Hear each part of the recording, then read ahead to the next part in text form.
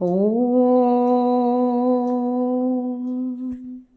ಸದಾಶಿವಸಂಹಾರಂಭಾಂ ಶಂಕರಾಚಾರ್ಯ ಮಧ್ಯಮಾಂ ಅಸ್ಮದಾಚಾರ್ಯಪರ್ಯಂತಾಂ ವಂದೇ ಗುರುಪರಂಪರಾಂ ದಯಾಕರಂ ದಯಾಕಾರಂ ದಾಂತಂ ಧರ್ಮಪ್ರವರ್ತಕಂ ಪ್ರಣಮಾಮಿ ದಯಾನಂದಂ ಮದಾಚಾರ್ಯವರಂ ಪರಂ ಶ್ರೀದಯಾನಂದಚರಣೋ ಮನಸಾ ಸ್ಮರಾಮಿ ಶ್ರೀಚಿದ್ರೂಪಾನಂದಚರಣೋ ಶಿರಸಾ ನಮಾಮಿ ಪುನರ್ನಮಾಮಿ. ಗುರು ಪರಂಪರೆಗೆ ಅನಂತ ಪ್ರಣಾಮಗಳನ್ನು ಸಲ್ಲಿಸ್ತಾ ನಿಮ್ಮೆಲ್ಲರಿಗೂ ಪ್ರಾತಃ ಕಾಲದ ಶುಭೋದಯಗಳು.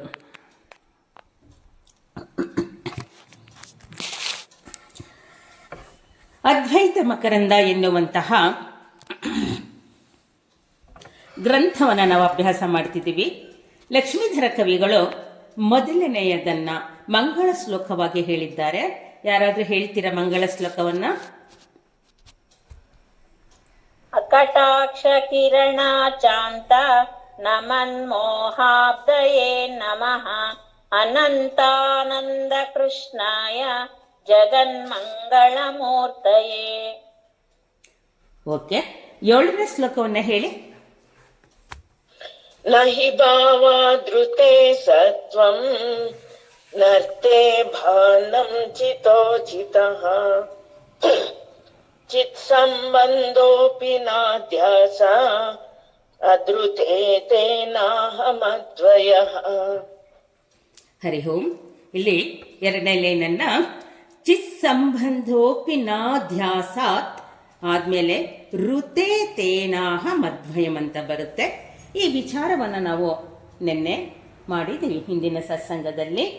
ಇವತ್ತಿನ ದಿವಸ 7ನೆಯ ಶ್ಲೋಕವನ್ನು ಮುಗಿಸಿದ್ದೀವಿ. ಇವತ್ತು 8ನೇ ಶ್ಲೋಕವನ್ನು ಅಭ್ಯಾಸ ಮಾಡೋಣಂತೆ. ನ ದೇಹೋ ನೇಂದ್ರಿಯಂ ಚಾಹಂ ನ ಪ್ರಾಣೋ ನ ಮನೋ ನ ದೀಹಿ ಮಮತಾ ಪರಿರಬ್ಧತ್ವಾತ್ ಆಕ್ರೀಡತ್ವಾದಿದಂ ಧಿಯಃ. ನ ದೇಹೋ ನೇಂದ್ರಿಯಂ ನ ಚಾಹಂ ನ ಪ್ರಾಣೋ ನ ಮನೋ ನ ಧೀಹಿ ಮಮತಾ ಪರಿರಬ್ಧತ್ವಾತ್ ಆಕ್ರೀಡತ್ವಾದಿದಂ ಧಿಯಃ. ನಾವಿಲ್ಲಿ ಇದನ್ನ ಪಾಸ್ ಕೊಟ್ಟು ಹೇಳಬೇಕು ಅಂದ್ರೆ ಮಮತಾ ಪರಿರಬ್ಧತ್ವಾತ್ ಅಂತ ಹೇಳಿ ಅಲ್ಲಿಗೆ ಪಾಸ್ ಕೊಡೋಣ. ನಂತರ ಆಕ್ರೀಡತ್ವಾದಿದಂ ಧಿಯಃ. ನ ದೇಹೋ ನೇಂದ್ರಿಯಂ ಚಾಹಂ ನ ಪ್ರಾಣೋ ನ ಮನೋ ನ ಧೀಹಿ ಮಮತಾ ಪರಿರಬ್ಧತ್ವಾತ್ ಆಕ್ರೀಡತ್ವಾದಿದಂ ಧಿಯಃ. ಹೇಳ್ತೀರಾ ಯಾರಾದ್ರೂ ಶ್ಲೋಕನ? ನ ದೇಹೋಂದ್ರಿಯಂ ಚಾಹಂ ನ ಪ್ರಾಣೋ ನ ಮನೋ ನ ಧೀಹಿ ಮಮತಾ ಪರಿರಬ್ಧತ್ವಾತ್ ಆಕ್ರೀಡತ್ವಾದಿದಂ ಧಿಯಃ.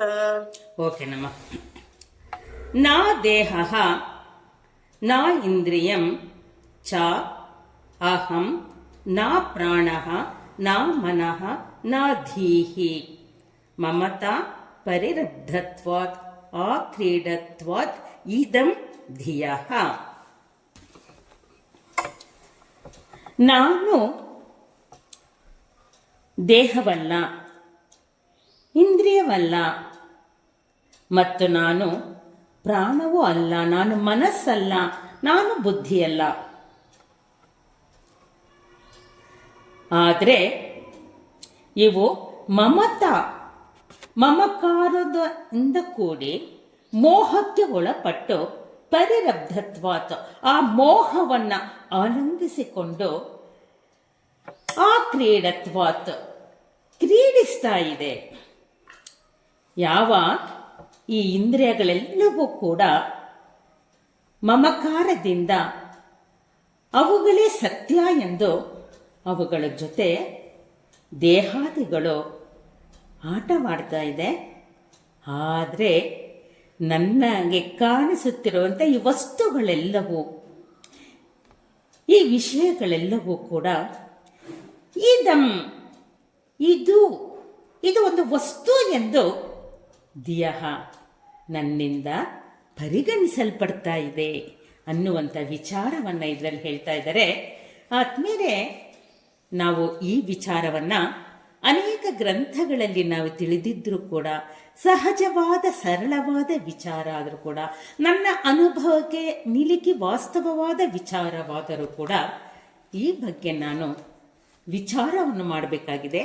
ನನಗೆ ಕಾಣುತ್ತಿರುವುದು ಸತ್ಯವೋ ಅಥವಾ ಕಾಣುತ್ತಿರುವುದಕ್ಕೆ ಪ್ರೇರಣೆಯಾಗಿರುವಂತಹ ನನ್ನಲ್ಲಿರುವಂತಹ ಆ ಚೈತನ್ಯ ಶಕ್ತಿ ಸತ್ಯವೋ ಅನ್ನುವುದನ್ನು ನಾನು ತಿಳ್ಕೊಳ್ಬೇಕಾಗಿದೆ, ವಿಚಾರ ಮಾಡಬೇಕಾಗಿದೆ. ಯಾಕೆಂದ್ರೆ ಆತ್ಮೀಯರೇ, ಲಕ್ಷ್ಮೀಧರ ಕವಿಗಳು ತಿಳಿಸಿದ್ರು, ನನ್ನ ಅನುಭವವಿಲ್ಲದೆ ಜಗತ್ತಿನ ಯಾವ ವಸ್ತುವನ್ನು ಕೂಡ ನಾನು ಗುರುತಿಸೋದಕ್ಕೆ ಸಾಧ್ಯ ಇಲ್ಲ. ಒಂದು ಹೂವಾಗಲಿ, ಒಂದು ಹಣ್ಣಾಗಲಿ, ಒಂದು ಪುಸ್ತಕ ಆಗಲಿ, ಏನಾದರೂ ಕೂಡ ನನ್ನ ಗಮನದಲ್ಲಿ, ನನ್ನ ಎಚ್ಚರದಲ್ಲಿ, ನನ್ನ ಅರಿವಿನಲ್ಲಿ ಆ ವಸ್ತುಗಳ ಅನುಭವವಾಗುವುದು. ಇದು ಕೇಳುವುದಕ್ಕೆ ಸಾಮಾನ್ಯ ವಿಷಯ ಅಂತ ಅನ್ನಿಸ್ಬೋದು ಆದ್ಮೇಲೆ, ಅದನ್ನು ತಿಳಿತಾ ಇಲ್ಲಿಯ ತನಕ ನಾನು ಗುರುತಿಸಿರ್ಲಿಲ್ವಲ್ಲ. ಹೊರಗಿನ ವಸ್ತುಗಳು ಜಡ, ನನ್ನ ಅನುಭವದಲ್ಲಿ ಅದು ತಿಳಿಯುತ್ತೆ. ಇಷ್ಟೇ ಅಲ್ಲ, ಜಗತ್ತು ಕೂಡ ಜಡವೇ. ಜಗತ್ತಿನಲ್ಲಿ ಕಾಣುತ್ತಿರುವಂಥ ವಸ್ತುಗಳೆಲ್ಲವೂ ಜಡವೇ. ಅದು ಕೂಡ ನನ್ನಿಂದ ಬೆಳಗ್ತಾ ಇದೆ, ನನ್ನಿಂದ ಪ್ರಕಾಶಿಸಲ್ಪಡ್ತಾ ಇದೆ ಅನ್ನುವುದರ ಜೊತೆಗೆ, ಹಾಗಾದರೆ ಈ ಜಡ ವಸ್ತುಗಳಿಗೂ ಇದೆಲ್ಲದಕ್ಕೂ ಆಧಾರವಾದಂತಹ ಆ ನನ್ನ ಚೈತನ್ಯಕ್ಕೂ ಸಂಬಂಧ ಏನು? ನಾನು ಅನ್ಕೊಂಡಂಗೆ ಜಗತ್ತು ಸತ್ಯ ಅನ್ಕೊಂಡಿದ್ದೆ, ಆದರೆ ಜಗತ್ತು ಸತ್ಯವಲ್ಲ, ಅದು ಜಡ. ನನ್ನಿಂದ ಪ್ರೇರೇಪಿತವಾಗಿ ಜಗತ್ತಿನ ವಸ್ತುಗಳನ್ನು ನಾನು ಗುರುತಿಸಿದ್ದೀನಿ ಅಂದ ಮೇಲೆ, ಆ ನನ್ನ ಚೈತನ್ಯಕ್ಕೂ ಜಡವಾದ ಜಗತ್ತಿಗೂ ಹೇಗೆ ಸಂಬಂಧ, ಏನು ಸಂಬಂಧ ಅನ್ನುವುದನ್ನು ಲಕ್ಷ್ಮೀಧರ ಕವಿಗಳು ಬಹಳ ಸುಂದರವಾಗಿ ನಮಗೆ ಈ ವಿಚಾರವನ್ನು ಮಾಡೋದಕ್ಕೆ ಅವಕಾಶ ಕೊಟ್ಟಿದ್ದಾರೆ. ಯಾಕೆಂದ್ರೆ ಆತ್ಮೀಯರೇ, ಅಧ್ಯಾಸ ಅನ್ನುವ ಒಂದು ಶಬ್ದವನ್ನು ಅವರೇ ಕೊಟ್ಬಿಟ್ರು. ಅಂದರೆ ಅಧ್ಯಾಸವಶಾತ್, ತಪ್ಪ ತಿಳುವಳಿಕೆಯಿಂದ ನಾನು ಆ ಜಗತ್ತು ಮತ್ತೆ ಅದನ್ನು ಅನುಭವಿಸುತ್ತಿರುವಂತಹ ಆ ನನ್ನಲ್ಲಿರುವಂತಹ ಆ ಚೈತನ್ಯ ಒಂದೇ ಅಂತ ತಿಳ್ಕೊಂಡಿದ್ದೆ. ಆದರೆ ಅದೆರಡಕ್ಕೂ ಅಧ್ಯಾಸ, ತಪ್ಪು ತಿಳುವಳಿಕೆಯಿಂದ ನಾನು ಒಂದು ಅಂತ ಅನ್ಕೊಂಡಿದ್ದೆ ಹೊರತು ನನಗೂ ಆ ಜಗತ್ತಿನ ವಸ್ತುಗಳಿಗೂ ಯಾವುದೇ ಸಂಬಂಧವಿಲ್ಲ. ಕೇವಲ ಅಧ್ಯಾಸವಷ್ಟೇ. ಹೇಗೆ ಅಂದರೆ ಮರುಮರೀಚಿಕೆಯಂತೆ. ಇದರಲ್ಲಿ ಮರುಭೂಮಿಯಲ್ಲಿ ಅತಿಯಾದ ಬಿಸಿಲಿನ ಕಾಡನ್ನದಿಂದ ಅದರ ನೆರಳು ಬಿದ್ದಾಗ ಅದು ನೀರು ಅಂತ ಅಂದ್ಕೊಂಡು ಭ್ರಮಿಸ್ತೀವಿ. ಇಷ್ಟೇ ಅಲ್ಲ ಆದ್ಮೇಲೆ, ನಾವು ಹೈವೇಲಿ ಹೋಗ್ತಿರ್ಬೇಕಾದ್ರೆ ಗಮನಿಸಿರ್ತೀವಿ, ಆ ದೂರದಲ್ಲ ಆ ಬಿಸಿಲಿಗೆ ಅಲ್ಲಿ ನೀರು ಇದೆಯೇನೋ ಅಂದ್ಕೊಂಡು, ನೆರಳಿದೆಯೇನೋ ಅಂತ ಅನ್ಕೊಂತೀವಿ. ಆದರೆ ಅದು ಭ್ರಮೆ ಅಷ್ಟೇ. ಅಲ್ಲಿ ನೀರಿರೋದಕ್ಕೆ ಸಾಧ್ಯನೇ ಇಲ್ಲ. ನೋಡಿ, ನಾವು ಕನ್ನಡಿ ಮುಂದೆ ನಿಂತ್ಕೊಂತೀವಲ್ಲ, ನಮ್ಗೆ ಎಷ್ಟು ಸಾರಿ ಕನ್ನಡಿ ಮುಂದೆ ನಿಂತ್ಕೊಂಡ್ರು ಕೂಡ ಆ ಅನುಭವವನ್ನು ನಾನು ನನ್ನಿಂದನೇ ವಿಶ್ಲೇಷಿಸ್ಕೊಳ್ಬೇಕು. ಆ ಪ್ರತಿಬಿಂಬ ಸತ್ಯನ ಗೊತ್ತು, ಹೌದು ಅಲ್ಲ ಅಂತ. ಆದರೂ ಅದು ವಿಚಾರಾತ್ಮಕವಾಗಿ ಚಿಂತನೆ ಮಾಡಿದಾಗ ಅದು ಸತ್ಯವಲ್ಲ. ಅದು ಕೇವಲ ನನ್ನ ಪ್ರತಿಬಿಂಬ, ಅದಕ್ಕೆ ಯಾವುದರೇ ಅಸ್ತಿತ್ವ ಇಲ್ಲ. ಆದರೆ ಕನ್ನಡಿ ಇಲ್ಲದೆ ಈ ದೇಹವನ್ನು ನಾನು ಶೃಂಗರಿಸ್ಕೊಳ್ಳೋಕ್ಕೆ ಸಾಧ್ಯ ಇಲ್ಲ ಅಲ್ವಾ? ಅದೇ ಸತ್ಯ ಅಂತ ಅಂದ್ಕೊಂಡಿದ್ದೀವಿ. ಇಲ್ಲ ಆದ್ಮೇಲೆ ಈ ಬಿಂಬವಿದ್ದರೆ ಮಾತ್ರ ಪ್ರತಿಬಿಂಬ, ಅದಕ್ಕೂ ನನಗೂ ಏನು ಸಂಬಂಧನೇ ಇಲ್ಲ. ಪ್ರತಿಬಿಂಬವಷ್ಟೇ. ಹಾಗಾದರೆ ನಾನು ನನ್ನ ಮುಖಕ್ಕೆ ಅಲಂಕಾರ ಮಾಡಿಕೊಂಡಾಗ ನಾನು ಕನ್ನಡಿಗೆ ಏನು ಹಣೆಬಟ್ಟು ಇದೆಲ್ಲ ಇಡೋದಿಲ್ವಲ್ಲ. ಅದಕ್ಕೆ ನನಗೂ ಅದಕ್ಕೂ ಸಂಬಂಧ ಇಲ್ಲ. ಅದೇ ರೀತಿ ಆದ್ಮೇಲೆ ನನ್ನ ಈ ಒಂದು ಅಸ್ತಿತ್ವವಾದಂಥ ನನ್ನ ಈ ಚೈತನ್ಯಕ್ಕೂ ಜಗತ್ತಿನಲ್ಲಿ ನಾನು ಅನುಭವಿಸುತ್ತಿರುವಂತಹ ಆ ಸುಖ ದುಃಖಗಳಿಗೂ ಆ ವಸ್ತುಗಳಿಗೂ ಏನೋ ಸಂಬಂಧ ಇಲ್ಲ. ಜಗತ್ತಿದ್ದರೆ ನಾನು ಸುಖ ಪಡ್ತೀನಿ ಅಂತ ಅಂದ್ಕೊಂಡಿದ್ದೆ.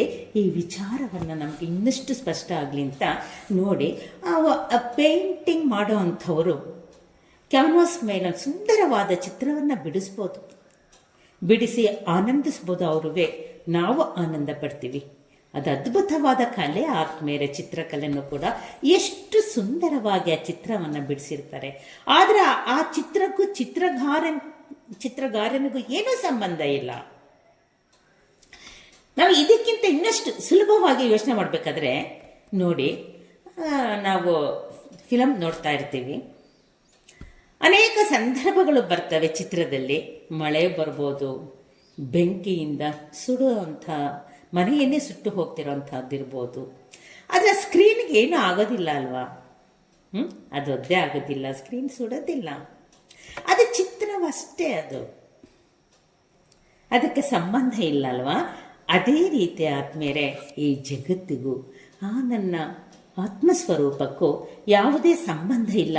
ಸಂಬಂಧ ಇದ್ದಿದ್ದೇ ಆದರೆ ಅದು ನನ್ನ ಅಧ್ಯಾಸಾತ್ ತಪ್ಪು ತಿಳುವಳಿಕೆಯಿಂದ ನಾನು ಅದಕ್ಕೆ ಸಂಬಂಧವನ್ನು ಕೂಡಿಸಿದ್ದೀನಿ ಅಷ್ಟೇ. ಅದಕ್ಕೆ ಇವರು ಹೇಳ್ತಾರೆ, ಬಹಳ ಚೆನ್ನಾಗಿ ಹೇಳ್ತಾರೆ ಭಾಷ್ಯದಲ್ಲಿ. ಭಗವತ್ಪಾದರು ಹೇಳ್ತಾರೆ, ಸತ್ಯಾನೃತಿ ಮಿಥಿನೀಕೃತ್ಯ ಅಹಂ ಇದಂ ಮಮ ಇದಂ ಇತಿ ನೈಸರ್ಗಿಕೋಯಂ ಲೋಕ ವ್ಯವಹಾರ. ಆಹಾ, ಆ ತಪ್ಪು ತಿಳುವಳಿಕೆಯ ಕಾರಣದಿಂದ ದಿಟವಾದದ್ದನ್ನು ಸೆಟೆಯಾದದ್ದನ್ನು ಬೆರೆಯಿಸಿಕೊಂಡು ಇದು ನಾನು ನನ್ನದು ಎಂಬ ಪರಿಯಾಗಿ ಈ ಜನರು ವ್ಯವಹಾರವನ್ನು ಮಾಡ್ತಿರೋದು ಸ್ವಾಭಾವಿಕ ಆಗ್ಬಿಟ್ಟಿದೆ. ಯಾವುದು ನಿತ್ಯ, ಯಾವುದು ಅನಿತ್ಯ, ಯಾವುದು ಕತ್ತಲು, ಯಾವುದು ಬೆಳಕು, ಯಾವುದು ಪರಿಮಿತಿಗೆ ಒಳಪಟ್ಟಿದೆ, ಯಾವುದು ಪರಿಮಿತಿಗೆ ಒಳಪಟ್ಟಿಲ್ಲ, ಇಂತಹ ವಿಚಾರಗಳನ್ನು ನಾನು ವಿಚಾರಿಸದೆ ಒಂದಕ್ಕೊಂದು ಸತ್ಯ ಅನೃತ ಬೆಳಕು ಕತ್ತಲು ಒಂದು ಮಾಡಿಬಿಟ್ಟಿದ್ದೀವಿ. ಅದು ಒಂದಾಗೋದಕ್ಕೆ ಸಾಧ್ಯನೇ ಇಲ್ಲ. ಆದರೂ ನಾವು ವ್ಯವಹಾರದಲ್ಲಿ ನಿತ್ಯ ಅನಿತ್ಯಗಳನ್ನು ಒಂದು ಮಾಡಿ ನನಗೆ ನಿತ್ಯ ಯಾವುದು ಎನ್ನುವುದು ತಿಳಿಯದಷ್ಟು ಸ್ವಾಭಾವಿಕವಾಗಿದೆ, ನೈಸರ್ಗಿಕೋಯಂ ಸಹಜವಾಗಿಬಿಟ್ಟಿದೆ ಅಂತ ಹೇಳ್ತಾರೆ ಭಗವತ್ಪಾದರು. ಅದು ಕಟು ಸತ್ಯ ಆತ್ಮೀಯರೇ. ನನ್ನಿಂದ ನೋಡಲ್ಪಡುವಂಥ ವಸ್ತುಗಳು ಯಾವುದು ನನಗೆ ಸಂಬಂಧವಿಲ್ಲ. ನನ್ನಿಂದ ಅವೆಲ್ಲವೂ ಬೆಳಗ್ತಾ ಇದೆ. ಆದ್ದರಿಂದ ನಾನು ಅದ್ವಯನಾಗಿದ್ದೀನಿ. ಎರಡಿಲ್ಲದ ಒಂದಾದಂಥ ಆ ನನ್ನ ಆತ್ಮಸ್ವರೂಪವು ಅದ್ವಯ ಸ್ವರೂಪವಾಗಿದೆ ಅನ್ನುವುದನ್ನು ನನಗೆ ಸ್ಪಷ್ಟಪಡಿಸ್ತಾ, ಹಾಗಾದರೆ ನಾನು ಬೇರೆ, ನನ್ನಲ್ಲಿರುವಂಥ ಚೈತನ್ಯವೇ ಬೇರೆ, ಆ ಚೈತನ್ಯಕ್ಕೂ ಈ ಜಗತ್ತಿಗೂ ಸಂಬಂಧ ಇಲ್ಲ ಅಂದಮೇಲೆ ನನಗೆ ಸಂಬಂಧ ಇರ್ಬೋದಲ್ಲ, ಈ ದೇಹಕ್ಕೆ ಸಂಬಂಧ ಇರ್ಬೋದಲ್ಲ. ಹಾಗಾದರೆ ಇದನ್ನು ಬೇರೆ ಅಂತ ನಾನು ಹೇಗೆ ತಿಳ್ಕೊಳ್ಳೋದು ಕಷ್ಟನೇ ಆಗ್ಬೋದಲ್ವಾ? ಆದರೆ ಇಲ್ಲಿ ಲಕ್ಷ್ಮೀಧರ ಕವಿಗಳು ಬಹಳ ಸುಂದರವಾಗಿ ತಿಳಿಸ್ತಾ ಇದ್ದಾರೆ, ನಾನು ದೇಹವಲ್ಲ. ಯಾರಿಗಾದ್ರೂ ಹೇಳಿದ್ರೆ ಆಶ್ಚರ್ಯ ಆಗುತ್ತಲ್ಲ. ಕಣ್ಣಿಗೆ ಕಾಣಿಸ್ತಿದೆ ಈ ದೇಹ, ಈ ದೇಹದ ಮೂಲಕ ನಾನು ಅನುಭವಿಸ್ತಾ ಇದ್ದೀನಿ ಎಲ್ಲ ಸುಖ ದುಃಖಗಳನ್ನು. ಈ ದೇಹ ಚೆನ್ನಾಗಿ ಕಾಣಬೇಕು ಅಂತ ಹೇಳಿ ಅದಕ್ಕಾಗಿ ನನ್ನ ಜೀವನದಲ್ಲಿ ನಾನು ದುಡಿತೀನಿ. ದೇಹವನ್ನು ಶೃಂಗಾರ ಮಾಡ್ಕೊಳ್ಳೋದಕ್ಕೆ ಬೇಕಾದಂಥ ಆಭರಣಗಳನ್ನು ತಗೊತೀನಿ, ಬೇಕಾದಂಥ ವಸ್ತುಗಳು ತಗೊತೀನಿ.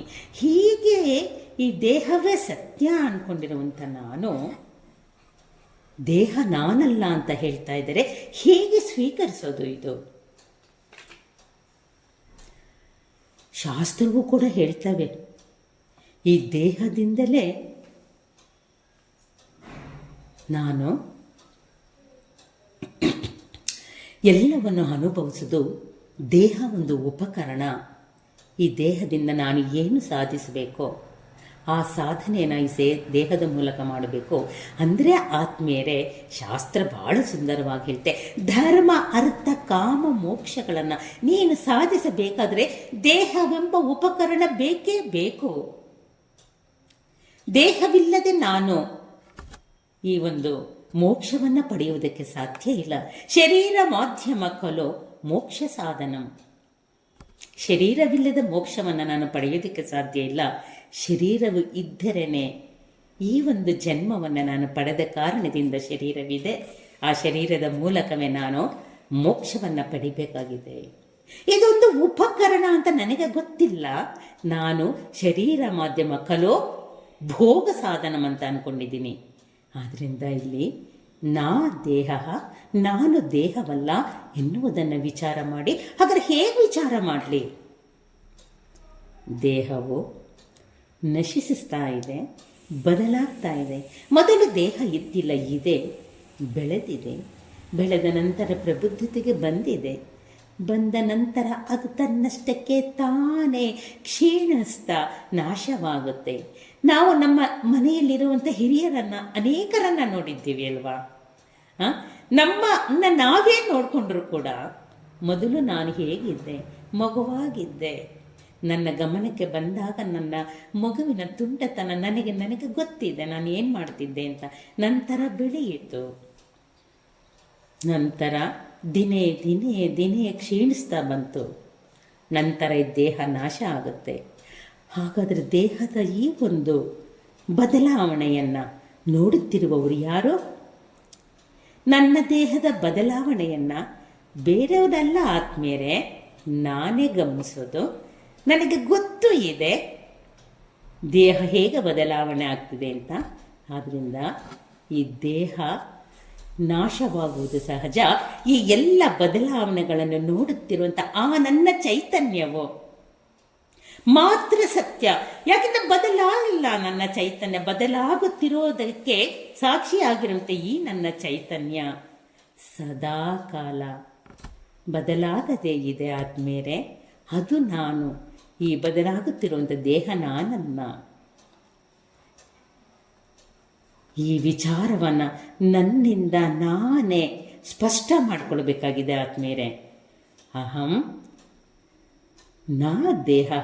ಇಲ್ಲಿ ಅಹಂ ಅಂತಂದರೆ ನಾನು ಏನು ನನ್ನದು ದೇಹ ಅಂತ ನಾನು ಅಂದ್ಕೊಂಡಿದ್ದೀನೋ ಆ ನಾನಲ್ಲ ಆದ್ಮೇಲೆ. ದೇಹ ನಾನಲ್ಲ.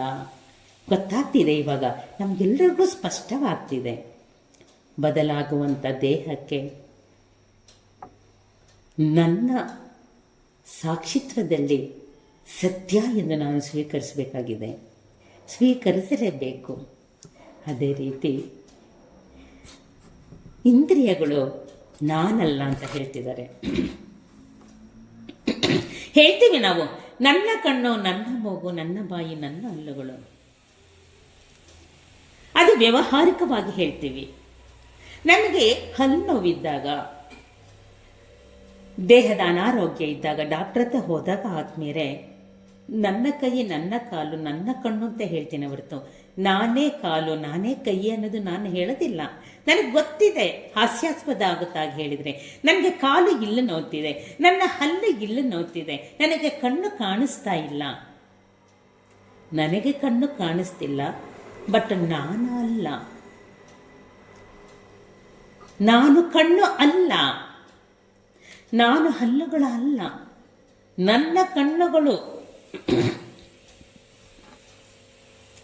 ಅದಕ್ಕೆ ನಾನು ನನ್ನದು ಎಂದು ಒಂದಕ್ಕೊಂದು ಸೇರ್ಕೊಂಡಿದ್ದ ಕಾರಣದಿಂದ, ಈ ಅಧ್ಯಾಸದಿಂದ ನಾನು ಬೇರ್ಪಡಿಸ್ಕೊತಾ ಇಲ್ಲ ನಾನು ಯಾರು ಎನ್ನುವುದನ್ನು. ಅದನ್ನೇ ಇಲ್ಲಿ ಕವಿಗಳು ಹೇಳ್ತಾ ಇರೋದು, ಅಹಂನ ನಾ ಇಂದ್ರಿಯ. ಅಹಂ ಅನ್ನುವುದು ವ್ಯಾವಹಾರಿಕವಾಗಿ ಅಹಂ ಅಂತ ನಾವು ಯೂಸ್ ಮಾಡ್ತೀವಿ ಅಷ್ಟೇ. ನನ್ನ ಕಣ್ಣು ಅಂತ ಹೇಳಿ, ನಾನು ಕಣ್ಣಲ್ಲ, ನನ್ನ ಕಣ್ಣು, ನನ್ನ ಕಿವಿ, ಎಲ್ಲ ಇಂದ್ರಿಯಗಳು ಕೂಡ ದಿನೇ ದಿನೇ ದಿನೇ ಕ್ಷೀಣಿಸ್ತಾ ಬರ್ತಿರುವಂಥ ಅನುಭವ ನನಗೆ ಇದೆ ಆದ್ಮೇಲೆ ಆ ನಾನು ಎಂದೂ ಬದಲಾಗಿಲ್ಲ, ಅದೇ ಚೈತನ್ಯ. ಹಾಗಾದರೆ ನಾನು ದೇಹವಲ್ಲ, ಇಂದ್ರಿಯವಲ್ಲ ಆದ್ಮೇಲೆ ಇದೇ ರೀತಿ ನಾನು ಪ್ರಾಣವಲ್ಲ. ಪ್ರಾಣ ಹೋಯ್ತು ಅಂತ ನಾವು ಹೇಳ್ತೀವಿ ಹೊರತು, ಪ್ರಾಣ ಹೋಯ್ತು ಅಂತ ಅಂದ್ರೆ ವ್ಯವಹಾರದಲ್ಲಿ ನಾವು ಈ ಆಧ್ಯಾತ್ಮಿಕತೆಯ ದೃಷ್ಟಿಯಿಂದ ನಾವು ಹೇಳ್ತೀವಿ. ಪ್ರಾಣ ಹೋಯ್ತು ಅಂದ್ರೆ ಪ್ರಾಣ ಹೋಯ್ತು, ದೇಹವು ಬಿಟ್ಟು ಹೋಯ್ತು. ದೇಹದಲ್ಲಿದ್ದ ಪ್ರಾಣ ಹೋದ ಮೇಲೆ ದೇಹವು ಬಿಟ್ಟು ಹೋಯ್ತು, ಸತ್ತು ಹೋಯ್ತು ಅಂತ ಹೇಳ್ತೀವಿ. ಆದರೆ ನಾನು, ಅದಕ್ಕೆ ಅಧಿಷ್ಠಾನವಾದಂಥ ಆ ನಾನು, ನನಗೆ ಸಾವಿಲ್ಲ ಆತ್ಮೀಯರೇ.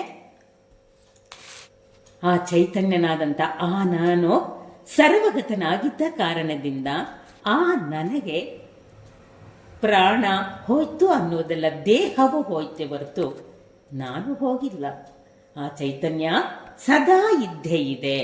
ಹೀಗೆ ಒಂದೊಂದು ನಾವು ಬಹಿರಿಂದ್ರಿಯಗಳನ್ನು, ಅಂತರಿಂದ್ರಿಯಗಳನ್ನು ಯೋಚನೆ ಮಾಡ್ಕೊಂಡು ಬಂದಿದ್ದಾದ್ರೆ, ನಾನು ಮನಸ್ಸಲ್ಲ, ನಾನು ಬುದ್ಧಿಯಲ್ಲ.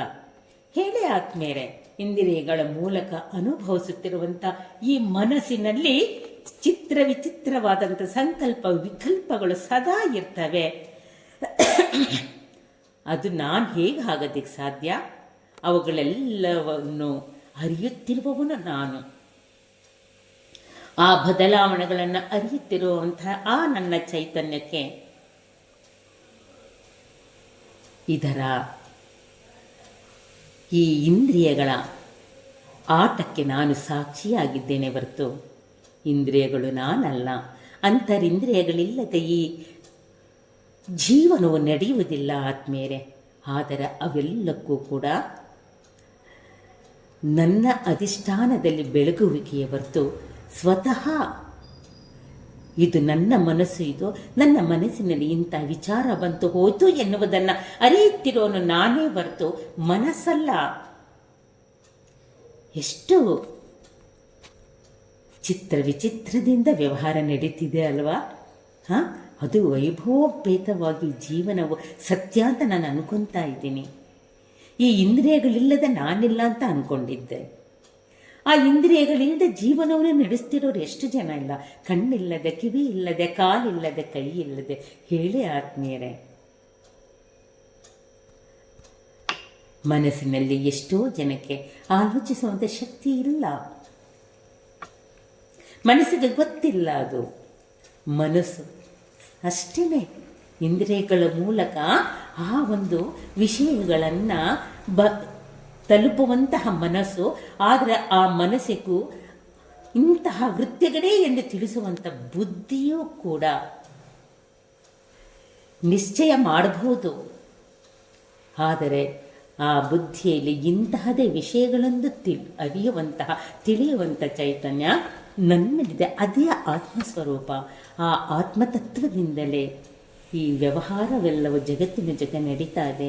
ಆದರೆ ಜಗತ್ತೇ ಜಡ ಆದಮೇಲೆ ಇನ್ನು ನನ್ನಿಂದ ನೋಡಲ್ಪಡುವಂತಹ ದೇಹ, ಇಂದ್ರಿಯ, ಮನಸ್ಸು, ಬುದ್ಧಿಗಳೆಲ್ಲವೂ ಜಡ. ಮೊದಲು ನಮಗಿದು ಸ್ವೀಕರಿಸೋದಕ್ಕೆ ಕಷ್ಟ ಅನಿಸುತ್ತೆ. ಯಾಕೆಂದರೆ ಇಲ್ಲಿಯ ತನಕ ಇಷ್ಟು ವರ್ಷಗಳು 50, 60, 70 ವರ್ಷಗಳಾದರೂ ಕೂಡ ನಾವು ಶರೀರವೇ ಸತ್ಯ, ಮನಸ್ಸು ಬುದ್ಧಿಗಳ ಆಟವೇ ಸತ್ಯ ಅಂದ್ಕೊಂಡಿದ್ದೆ.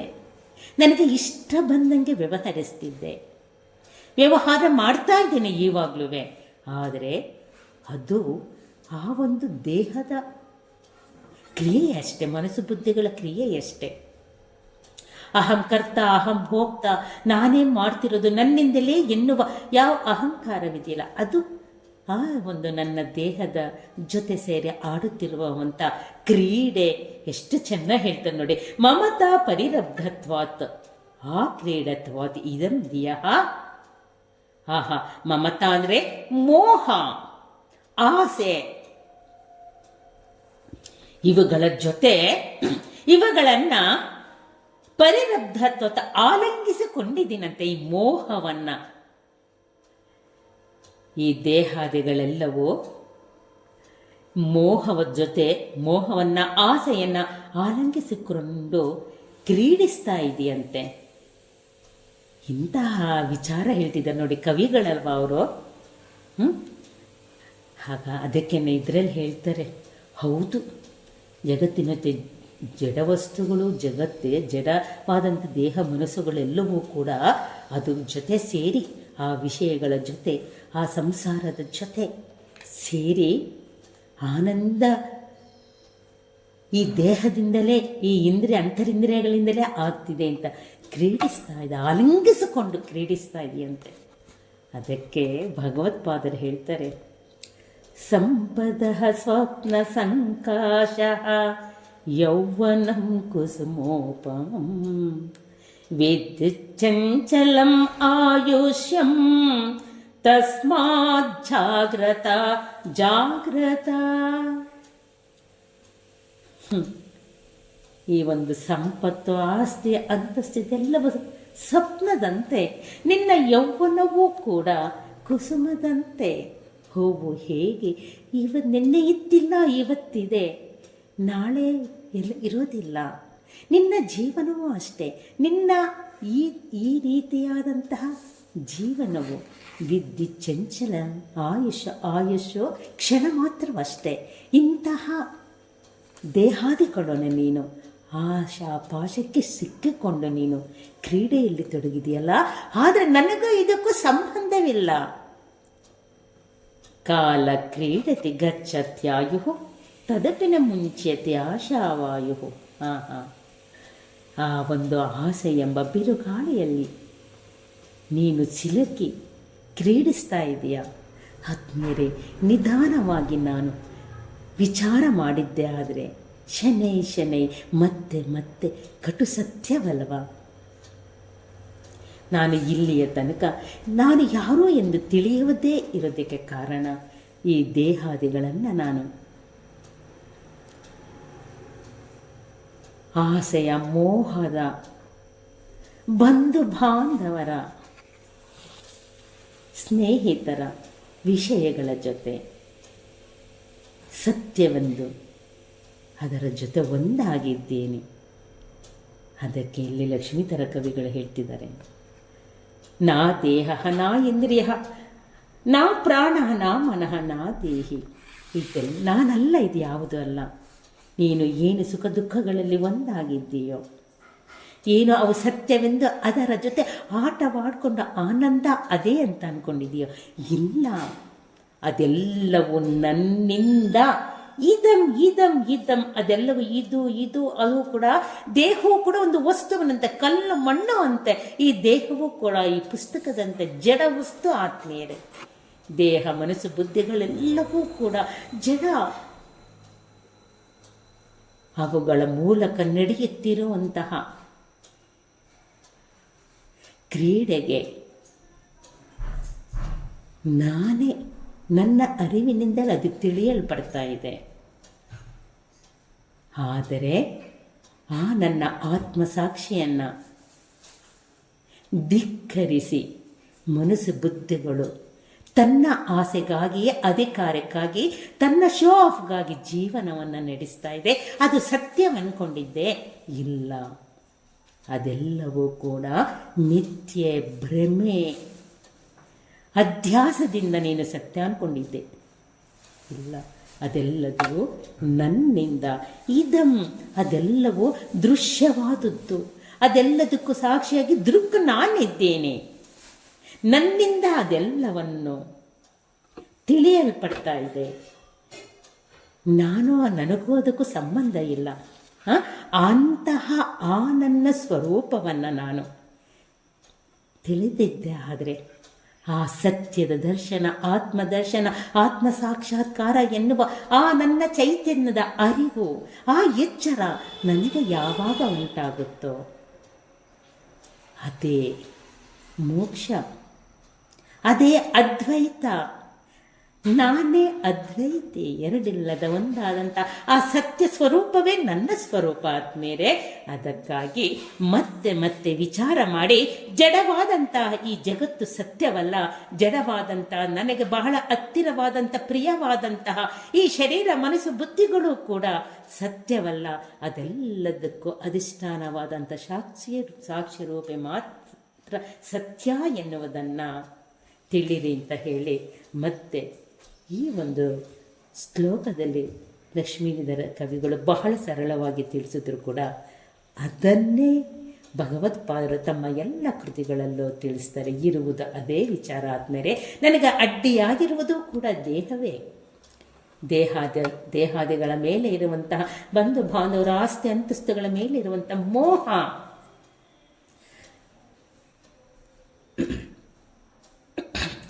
ಮನೋಬುದ್ಧ ಅಹಂಕಾರ ಚಿತ್ತಾನಿ ನಾಹಂ ನ ಚ ಶ್ರೋತ್ರ ಜಿಹ್ವೇನ ನ ಚ ಗ್ರಾಣ ಮುಕ್ತಿ.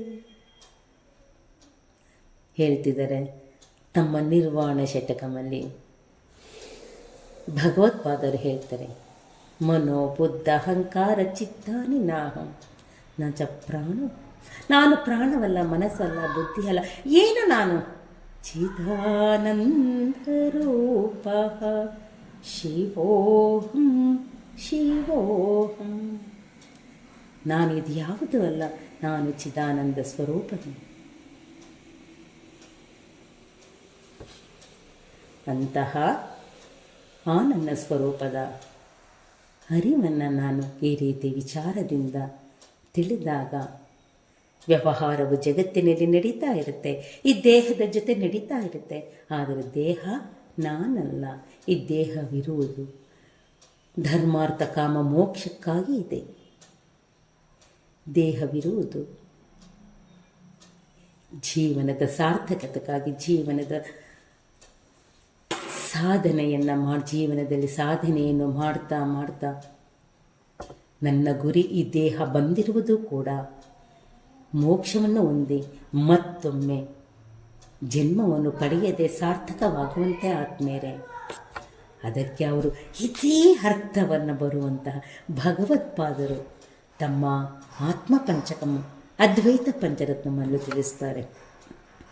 ನಾಹಂ ದೇಹೋ ನೇಂದ್ರಿಯಾನ್ ಅಂತರಂಗಂ ನಾಹಂಕಾರ ಪ್ರಾಣವರ್ಗೋ ನ ಬುದ್ಧಿಃ ದಾರಾಪತ್ಯ ಕ್ಷೇತ್ರ ವಿತ್ತಾದಿಧೂರಃ ಸಾಕ್ಷಿ ನಿತ್ಯ ಪ್ರತ್ಯಗಾತ್ಮ ಶಿವೋಹಂ.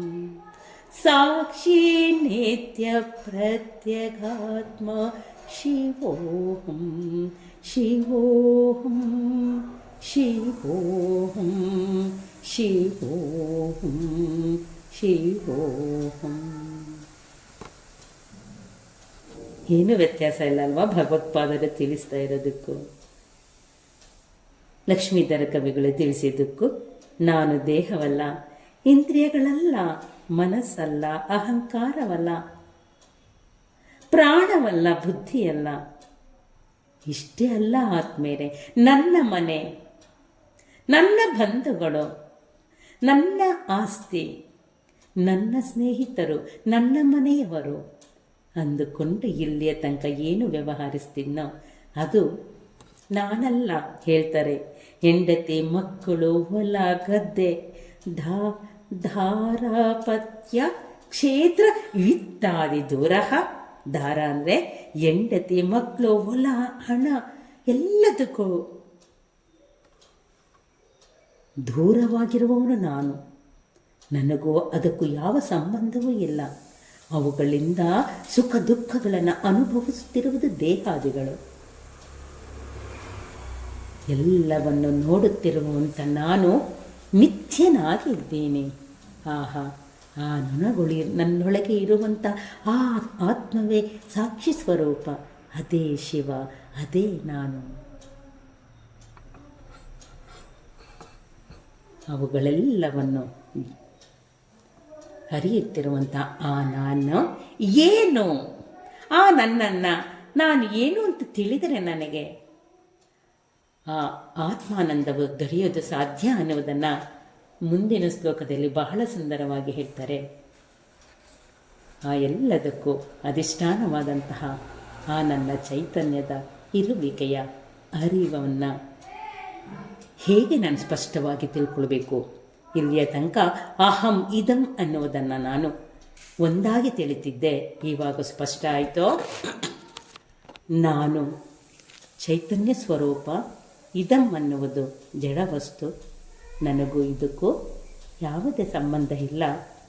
ಇದ್ದಿದ್ದೆ ಆದರೆ ಅದು ಅಧ್ಯಾಸದಿಂದ ಮಾತ್ರ ನಾನು ಅದನ್ನು ಸ್ವೀಕರಿಸಿದ್ದೇನೆ ಹೊರತು ಅಹಂ ಏಕಃ, ಅಹಂ ಅದ್ವಿತೀಯ, ಅಹಂ ಆನಂದ ಸ್ವರೂಪ.